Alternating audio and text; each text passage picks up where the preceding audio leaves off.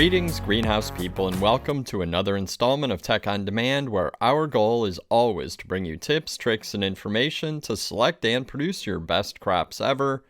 I'm your host, Bill Calkins, and I'm happy to be joined by someone with a great deal of experience in greenhouse heating, environmental management, control systems, retrofitting, installation of greenhouse equipment, and so much more. My guest is honestly one of the most knowledgeable people I know in our industry, and that is no exaggeration. Jim Rearden is the president of BioTherm and has dedicated more than 45 years to the horticulture industry. With a wealth of experience and a deep understanding of horticultural practices, Jim has played a pivotal role in advancing BioTherm's mission. His leadership and commitment to the field have been instrumental in fostering innovation and sustainability within the company. Jim's work continues to support the growth and development of horticulture. Today, Jim and I are going to talk about a new partnership for BioTherm that brings some product lines into their portfolio, including low-mass boilers and new modern unit heaters, but that's not all.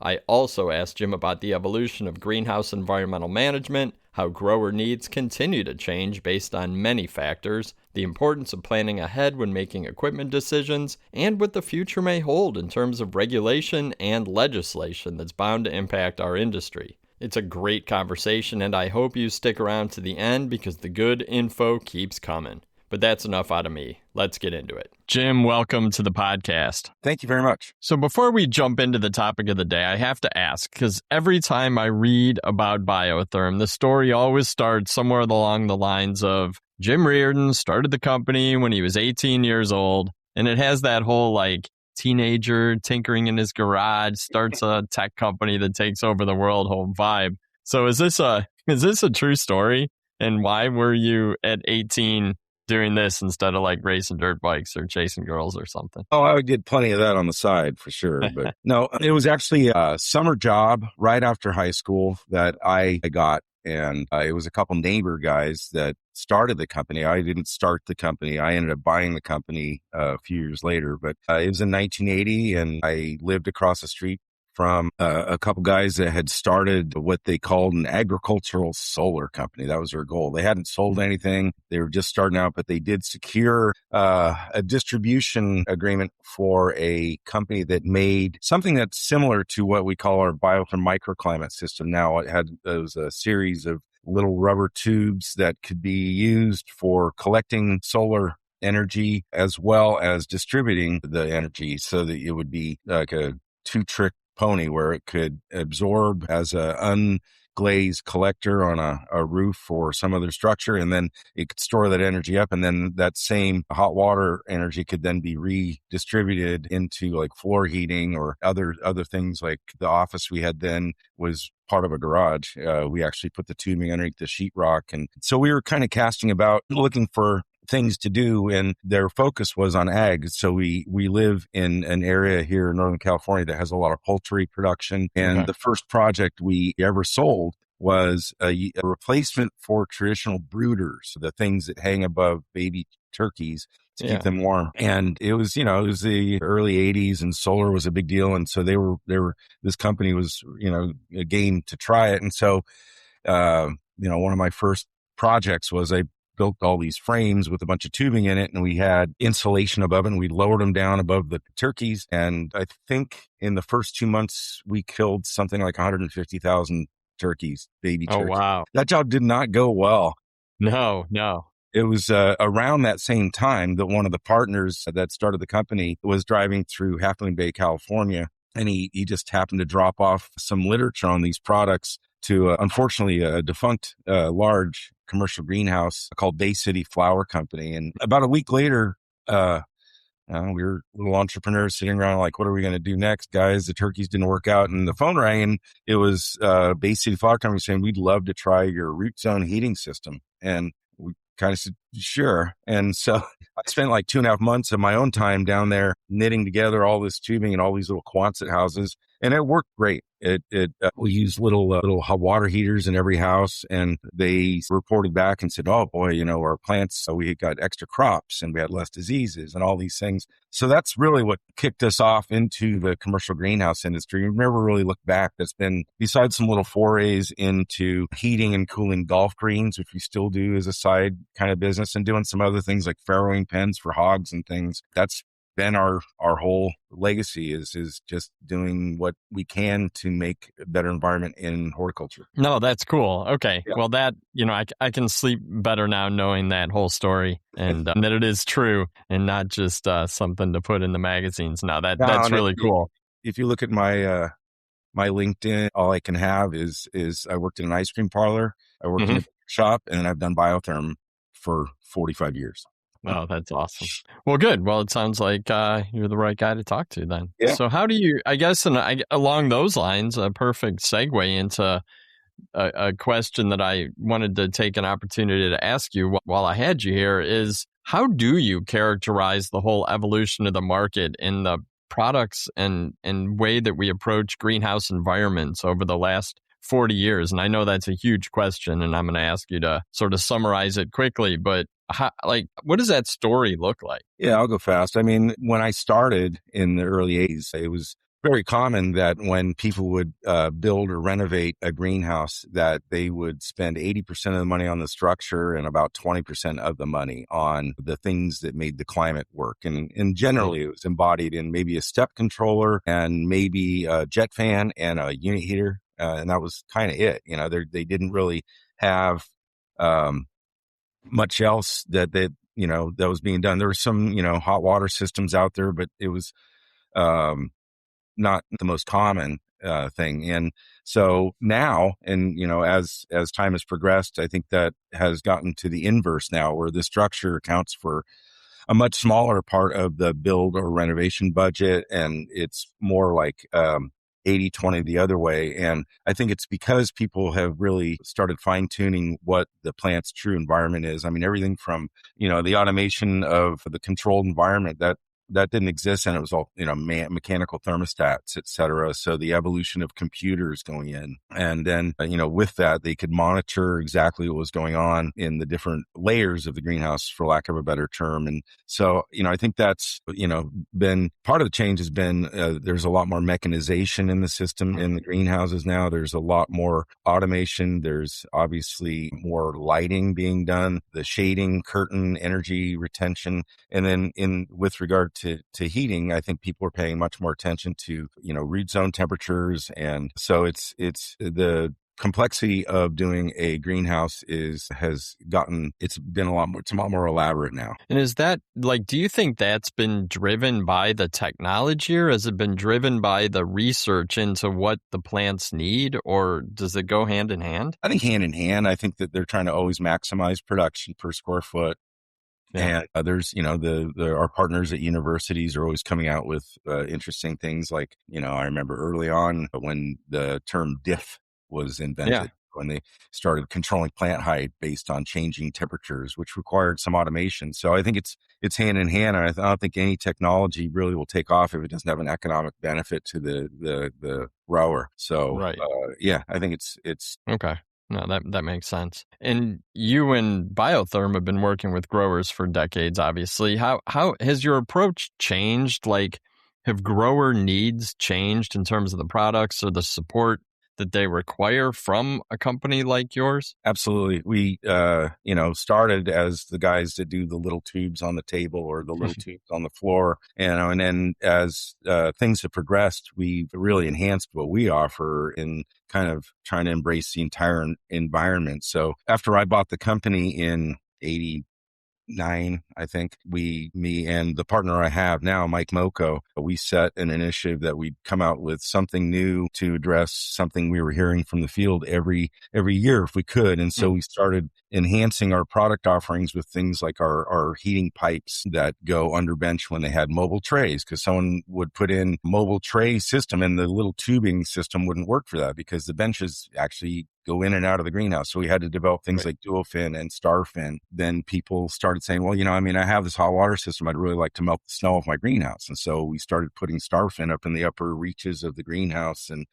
doing a lot more zoning of not just greenhouse to greenhouse, but root zone to air temperature, things like that. And then starting to do systems that were integrating, controlling the irrigation and water temperature from the boilers. So they always have warm water to irrigate with. So yeah, the growers' needs have been in lockstep with their cultural needs, and their investments have followed trying to maximize production per square foot. We got into the flood floor business in 2000 because of that. And, because growers are selling for the big boxes, needed to really control their labor. And so we, with a flood floor system, get their irrigation really under control and really reduce the head count of employees they had in there. So yeah, our systems, we built from that kernel of like a really cool innovation that we came up in the early 80s. And that business is still there. It's probably about 15% of what we do every year, but now we're doing a lot of big like CO2 recapture systems and things like that from our boilers. So we're trying to make, optimize the environment every way we can for what the plants care about. That's cool. And that mission of a new product every year is aggressive, but that's cool. And that probably keeps you having fun and looking for new innovation as everywhere you go. Yeah. And because our industry is really, for us, like Mecca is kind of Holland, right? They've really, they've had the most stringent environments. They've had the most difficult, cost of energy, et cetera. And we go over there 2-3 times a year. We really try to pay attention to what's going on in the world, but then we bring things home to the U.S. and realize our geography is different. So we try to, what we call is democratize solutions that are similar to what the most enlightened growers on the planet get, but understanding that we have growers spread out all. I call our industry like Mayberry, spread it over the whole country. Geography makes a difference in how we deploy some of the solutions. That's true. Yeah. Yeah. So if you think about 40 plus years, starting with little drip tubes and moving to, you mentioned all sorts of things from CO2 to the flood floors and all sorts of environmental controls. How has like the product line evolved over the years? Have products come and gone? Have you just continued to add? What does that look like over the course of a timeline? Oh yeah. From regulation on how, because we sell a lot of hot water systems that require boiler equipment to make that hot water. And that's been really dynamic. In the first 10, 15 years of our business, there was almost no regulation on the kind of pollution or, emissions that came out of the stack of boilers. That's been, federally and on state and municipal levels changed a lot. So the products have evolved a lot to be able to be compliant with the requirements of those different regions, the needs of the growers. And we try to, we consider ourselves tool makers. And so we aren't growers, but we try to listen to our clients and with a keen ear, and because it seems like that's where we can really derive what's needed next. And we're not on that pace of new product every year anymore. Our business has gone from being like the root zone heating guys to the full climate control guys. We have a factory here where we build complete boiler systems and then knock them down and ship them across the country so that we can address the fact that maybe they don't have the local welders that you would be blessed with if you're in the Westlands of Holland, those kinds of things. And our systems have gone from, it used to be a big job for us was 10, 20,000 square feet. Now we're doing 5-10 acres at a time. And so, we've gotten much more involved in turnkey type solutions where we bring the labor to bear on the project and those kinds of things to make them more of a complete solution for people. That's a lot of evolution, and you're right. The job size, everything from the job size to the technology. I like the idea of tool makers as a way to think about what you guys do, because that does mean that you have to study up on who's using those tools and how they're going to use them as well. That's I like that. Yeah, like growers are honest. Do something wrong, they'll tell you, and then you change it, and they appreciate it. True. That's true. As long as you're listening and changing, it's okay to get things wrong. So one of the new partnerships you wanted to talk about is with a company that manufactures low mass boilers. And you, as we were preparing for this, you did explain that a little bit and sent over some resources, which I looked at. And I will say I didn't I didn't understand all of it, but it does some of the reasons why you'd move to a system like this makes a lot of sense. So can you talk a little bit about the manufacturer and why this partnership makes sense for BioTherm, and then move into kind of explaining to the listeners the benefits of a low mass boiler and how this new technology makes a lot of sense for greenhouses? Absolutely. Yeah. So, I think, for one of your sister publications is the Red Book, and then I've been, had the opportunity, through Chris Beatty's to do some chapters in there. And in that, I did a lot of research and found out, like the first greenhouse that was heated with hot water was in the, early 1800s. And, making hot water back then was usually burning wood or coal or something like that, and using cast iron or steel to build the heat exchange part of it, where the energy gets into the water or steam. Through like the Industrial Revolution here, et cetera, the ways that boilers were generally designed was using those kinds of metals. And early on in the time arc of biotherm, we found that there were what they call low mass boilers, which made a lot of sense to us because they are made of what I call more noble metals like stainless steel and copper, things that are much more higher heat transfer ability. And they pack a lot of energy into a small format, but the technology for those really has been long time coming. And up until a few years ago, like the biggest piece of equipment that was in that what we call low mass was something that could heat maybe a half of an acre. So it was maybe a 2 million type device. And through more, technology and burner technology and everything over the last 5-10 years, that the style of boiler, the low mass boiler that we can offer now, is up to 10 million BTUs, which is about 2.5 acres in cold country. And what's nice about this technology, as opposed to what people think of as a traditional boiler, because when you think of a boiler in a greenhouse, you kind of think of the locomotive style device that's probably built out of steel. With these units, they can work in what we call on demand instead of the always on kind of mode. And a lot of growers are still running the high mass boilers that are basically, they turn them on seasonally. They can't react to the changes as quickly as this low mass technology. And the low mass boilers, basically they run whenever there's a call for heat, not all the time. They really like to run at lower water temperatures too. So, and really, if you think about a greenhouse, it's the biggest low mass structure ever built. They're very transient to what's going on outside. That's insulated very well. So as far as like equipment that makes sense for greenhouses, this kind of boiler really is a good handshake with the way the dynamics of a greenhouse work, because when a zone calls for heat, it turns on, but it's not just sitting there waiting for the load to come, because they're very quick in reacting. A good comparison is like a 10 million BTU traditional boiler might have about 1,000 gallons of water in it. These new boilers only have about 50 gallons in them. Oh, wow. Yeah. So that seems to be much more efficient if you're only running it when you need it versus turning it on for the season and leaving it on. So is that translate to cost savings as well? It does. Yeah. So you don't have the parasitic losses from the jacket and up the stack, through the time when it's not running. And when it is on, we're generally seeing with these boilers, we can get up to 99% efficiency fuel conversion, so that the energy that is made actually goes into the system. And so it's not uncommon for people to install these.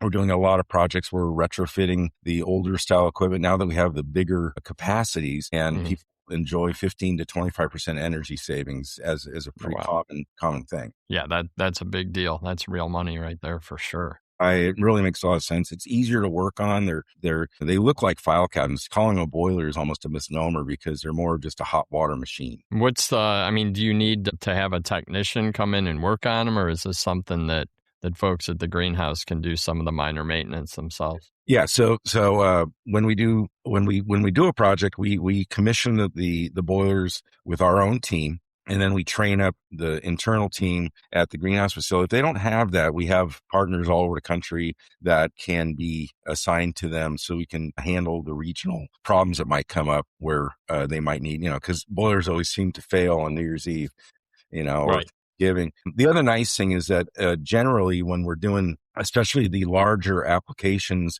we will put in, instead of just one boiler to handle the load, we might put in 2 or 3 that are ganged together, and they have a built-in redundancy that way. So, a boiler out situation may only be characterized by a little bit less heat, but not a complete outage. So, Okay. and they work together, like they have logic that makes them work together and sequence and cycle on and off so that they meet the load appropriately. So that's, we're really sensitive to the fact these are mission critical systems. Mm-hmm. And this kind of approach with a modular high efficiency boiler is gaining a lot of popularity. Cool. Well, then I guess for the listeners, if you've looked into low mass boilers, or if you want to learn more, definitely go to the BioTherm website. I'll put links in the show notes. There's a lot of information on these systems that you can get yourself kind of up to speed, and then definitely reach out to one of their experts. And then while we're talking about new product lines, you guys also have a new line of greenhouse unit heaters. We all know that a lot of greenhouses use unit heaters. Yeah. And the company that you're partnering with, I think, is Sterling. So why don't you tell us about that and what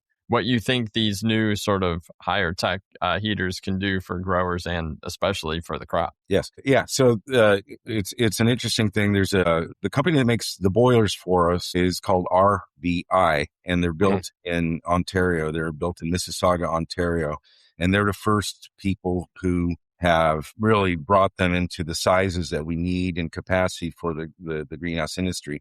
They're owned by the same group that owns Sterling unit heater manufacturing. And the company is called Mestek, MESTEK. And they approached us a couple of years ago and said, we've really always wanted to get into the greenhouse industry. We believe now that we have some very powerful and appropriate solutions for that. And we want to partner with BioTherm to deploy those and get them known and out in the field. So it's been a great partnership that's only existed now for, I think we're in 14, 15 months now. And along with the new boiler technology, they brought their leading edge of unit heaters. Unit heaters are kind of a commodity. A lot of people, it's just a box that makes hot air, blah, blah, blah, blah. But it is, it's also, you could see it as like a money grinder, because every time that thing runs, it's using fuel, right? So if you characterize it like a car, your greenhouse, you want the highest MPG you can get. And Sterling has brought out a 2 real good levels of appropriate solutions for unit heaters. One being their basic efficiency standard unit heaters, which are typically 80 to 83% efficiency. But they have innovated what they call the ag unit, or the unit they've designed specifically for the greenhouse application, where they've coated them with a real leading edge coating and I'm going to forget the acronym, but it's ZAM coating. And that coating is something that will last in the greenhouse environment for decades. If it gets scratched, it actually heals. It's a really interesting technology. So the case of the unit, the part that we all see, lasts a long time. And all the internals are also very robust and designed for greenhouse applications and for a long haul. So that's part of the big agenda they have. And then for the higher efficiency, other manufacturers have been on the scene with what we call high efficiency unit heaters that are up to 93, 94% efficiency. The other manufacturers in the market have their biggest units are still locked in around 310,000 input. And Sterling has their products at 400,000 input, which really opens up some opportunities for growers. And they've taken their time to enter the market. They've known about the greenhouse market. They've done a couple forays over the last decade or so, but now they're very serious about really trying to make inroads, because between the moderate efficiency unit that has that coating on it and the robust guts, and then the high efficiency, I think they've proven to us and a lot of customers in the last 2 years that it really is a great solution to consider. That's cool. And how many of these have been installed in greenhouses? I'd say we're probably in the realm of 500 to 800. Okay. Yeah. Okay. I mean, that's still a good number. Yeah.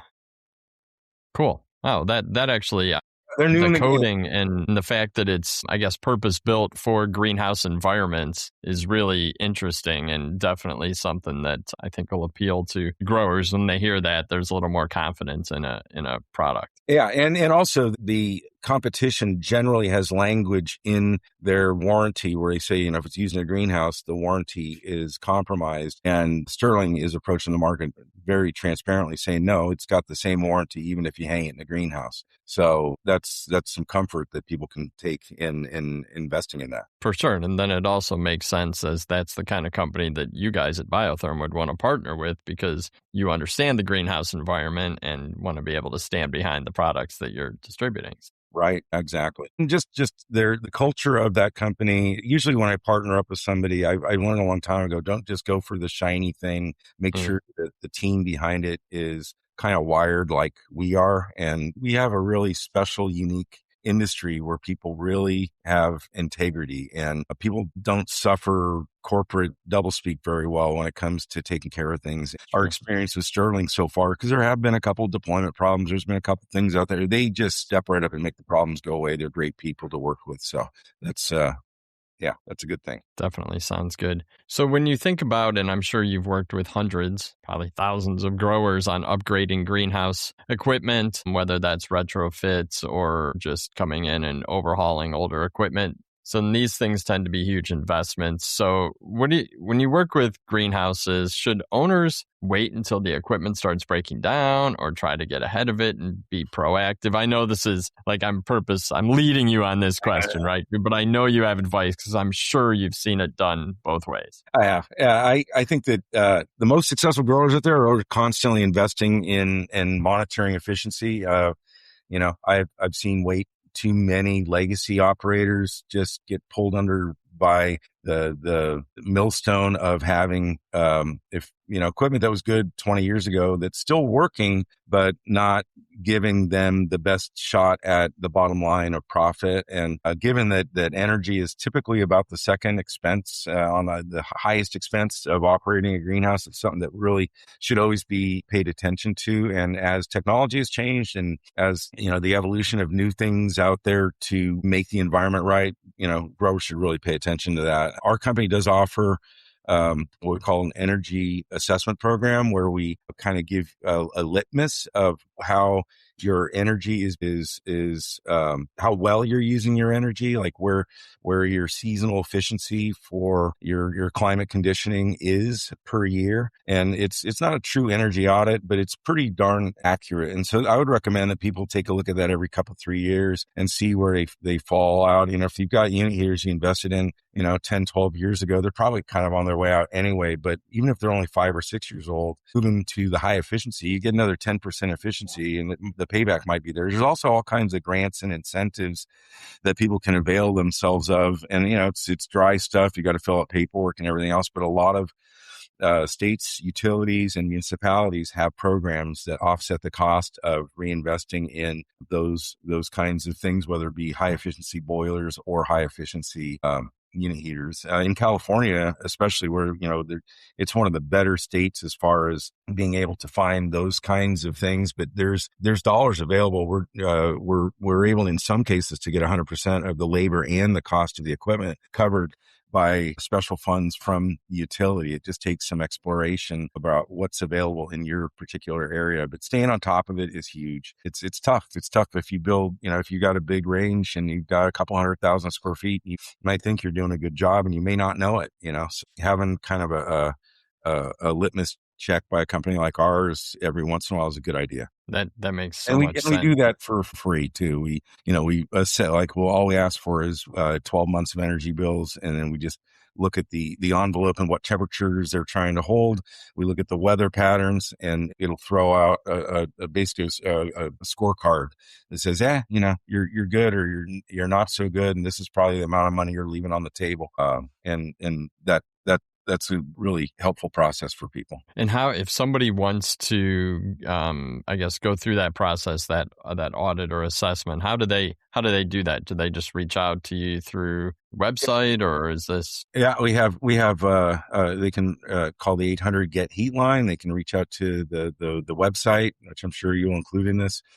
Regional sales people are trained up on it. It's a pretty easy task. We're not asking for too much information. They just have to dig up how much fuel they don't even have to tell us how much the fuel costs. They just need to tell us over this period of time, I use this many gallons of propane, this many gallons of oil, this many therms. And then most times nowadays with satellite, Google and all this stuff, we can even get a real handle on the envelope without having to visit the site, although we can easily visit the site too. And then basically they get I can send you a sample document, but they get basically a report card that has like a thermometer thing on it saying, growers like you are typically here, and it just tells them about where they're at and about how much money they're potentially wasting in trying to move their environment. No, I think that makes a lot of sense. And I know that when we talk about big investments in equipment and systems, ROI and payback always are part of the discussion. I know I'm not going to ask you to go like product by product, but how do you approach that discussion with growers when you start a project or when they're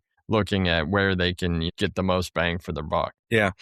We're real sensitive to the fact that most growers like to see a return on investment in, generally 5 to 7 years max. That's there's other solutions they could put in sometimes and a lot of times we'll tell people like, you should put a thermal blanket in, now that should be your first thing. We don't even sell thermal blankets. So a lot of times, we'll try to give them a prescription of a migration path to getting their efficiency in tune. So, but yeah, we do a lot of energy modeling here. And if it doesn't make sense, we tell people, hey, it doesn't make sense. Or, but like if putting in a good heating system, that doesn't just move the needle on energy savings. It also moves the needle on quality of plants, plant production, right, less disease, things like that. So there's a lot of things to kind of build into that model but in general, that's kind of the time frame that we're trying to work it toward. Because in general, what you want is like, if they have to finance it, we want to make sure that the savings eclipse whatever their cost of financing is. Right. No, that makes sense. And then, I mean, I think that, yeah, you're right. Because the plant quality, the plant health is got to be something you factor in. And then I was even thinking about like employee happiness, like a nice environment. I mean, it does go a long way to retention, to keeping good team members. Yeah, that's why we do a lot of floor heating in service head house buildings, labor areas, because people tend to be happier when they have warm feet. It's true. It's a really good drier floor. They don't slip as much because there's no algae growing on it, things like that. Yeah, all that stuff. There's a lot of good things about doing the climate right. That's true. All right, as we wrap up a little bit, I want you to take out your crystal ball, which really isn't a crystal ball because you've been doing this for a long time. So it's more like your expertise and longevity looking at these systems. But what does our industry's future look like as it relates to greenhouse equipment, climate systems, and controls? I mean, you already mentioned regulations changing with boilers and the need to sort of be cognizant of the environment when planning systems like this. But I know there's legislation, there's mandates, all sorts of stuff changing all the time. So how can growers look ahead so that they don't get caught off guard?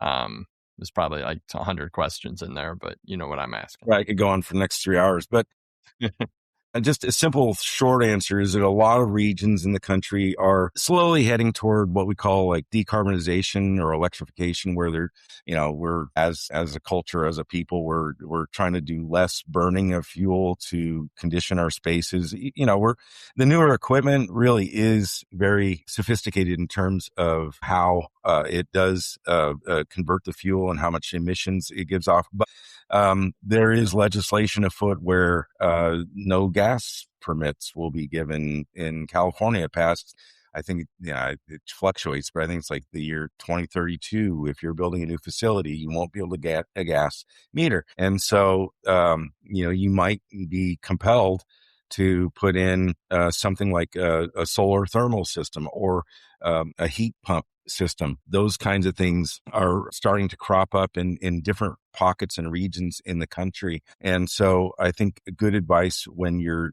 looking down the road is any new facilities you should think about using, and this gets a little bit techie, but if you're putting in a hot water system, for instance, which using water is great because whatever the least cost or whatever the best way to make your water hot is what your energy source is. But one of the attributes of these push towards heat pumps and things like that is that generally the supply water temperature can't be as hot as we can make it with a boiler. And so there's a lot of folks that are coming to us that are trying to have, what we call a migration path to the future that'll put in high efficiency boilers today, but they might have us design the system so that it handshakes well with the heat pump down the road. So instead of using a typical supply water temperature to heat a greenhouse of, say, 160 or 180 degrees Fahrenheit, people will design a system to handle the heating loads with 130 degree water, 140 degree water, so that they can pivot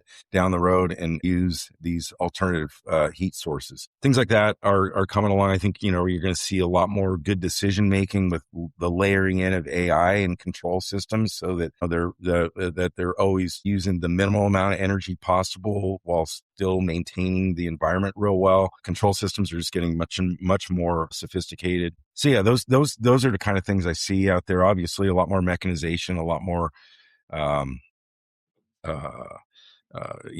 fixation on the carbon footprint, et cetera, of these facilities. We just finished contributing to a study with one of the industry groups to develop a workbook for people contemplating using waste heat from data centers. Wow. Okay. That could, the co-location into and we know they're building data centers everywhere, and those things have a lot of excess heat in many cases that can be deployed to condition a greenhouse. So, and all you have to do is kind of look across the pond and see what is happening with our Dutch partners and brothers and sisters over there, where, the cost of natural gas it's like 8 to 10x what we're paying here in this country. So, high efficiency is a big deal. What's the timeline on the heat pumps? When do you think those are going to be, are going to generate the heat that's needed? I mean, are we talking 5 years, 10 years? 20? Yeah, there are out there. The problem is that they're probably 5-6 times the cost, and sometimes even more of what are traditional things. So economically, it's very difficult for someone to do unless they get grants or subsidies. So, there is good. I think the development of heat pumps will continue. I just came back from the big air conditioning. It's one of the biggest trade shows in the country, where we saw all the evolution of that. So their capacities are getting bigger. So I think we're looking at a 10-year window where it's going to be more commonplace to see, where it's not going to be just someone who wants to greenwash your facility, but they actually economically it makes sense for them to do that move. But until then, anything they do where they're trying to suppress how hot the water has to be in order to condition the greenhouse will be a really good move, and use one of the typical high efficiency currently available equipment, knowing that you can switch a valve down the road and use something else and not have to change all the infrastructure inside the greenhouse. Okay. That makes sense. So again, it's thinking ahead, it's planning for the future, but you've got to partner with the right companies that understand what that future is going to look like, which is exactly why you and I are talking today. That's so, right. Well, thank you so much for your time today, Jim. And before we close, can you let the listeners know where they can find out more about all that BioTherm offers and how to get in touch with your team? Absolutely. We have an 800 number. It's 800 get heat. It's 800-438-4328. And our website is biothermsolutions.com. And you guys, how many sales? What's your sales team look like in terms of coverage? Can you pretty much get anywhere it's needed? Anywhere. We have them spread out. We have a sales office in Rhode Island that handles the Northeast and eastern parts of Canada. We have sales office in the Southeast in Charlotte, so we can get around those regions. We are handling the Midwest as well. We have an office in Denver, and then an office in the Northwest in Idaho.